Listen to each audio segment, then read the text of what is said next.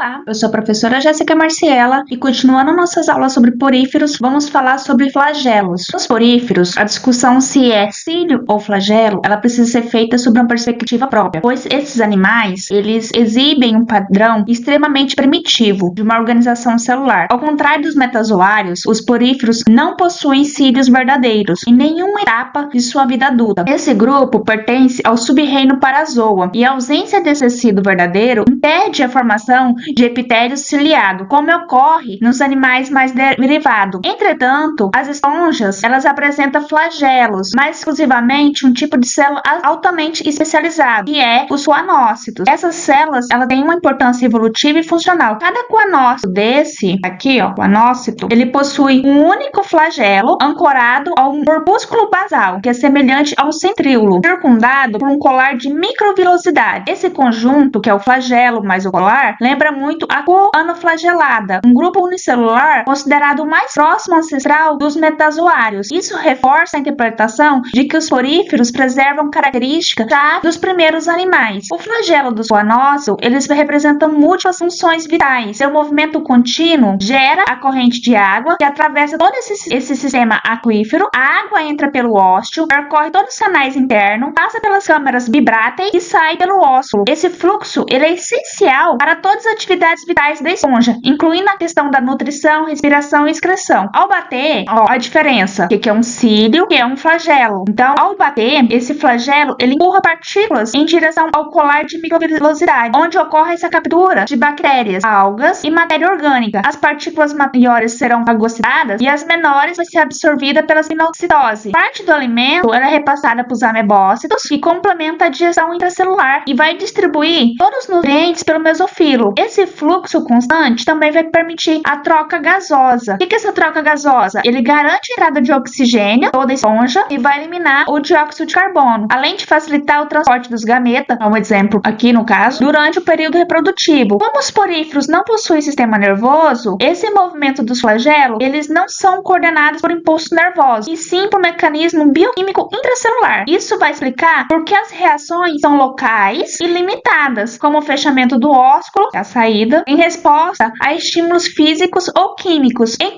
contraste, os cílios e flagelos dos verdadeiros e demais animais são estruturas locomotoras, compostas por microtúbulos e organizadas no padrão 9x2, ligados à membrana plasmática. Esses flagelos, no caso, o movimento do cílio de animais verdadeiros, eles são dependentes de proteínas motoras como adeninas. Os cílios são curtos e numerosos. Os flagelos geralmente são longos e poucos. Na questão, quando é animal superior, não dos poríferos, eles estão associados à locomoção de gametas, como está representado aqui. Circulação de fluidos, defesa respiratória, funções que não existem, no nosso caso, nas esponjas. Enquanto os demais metazoários utilizam o cílio flagelo como estrutura locomotora ou integrada a tecidos mais complexos, nos poríferos, os flagelos são restritos aos coanócitos, constituem esse motorzinho biofísico central que vai permitir que as esponjas sobrevivam. Ela substitui o sistema circulatório, respiratório e digestório da esponja. Ele demonstra como um único tipo celular pode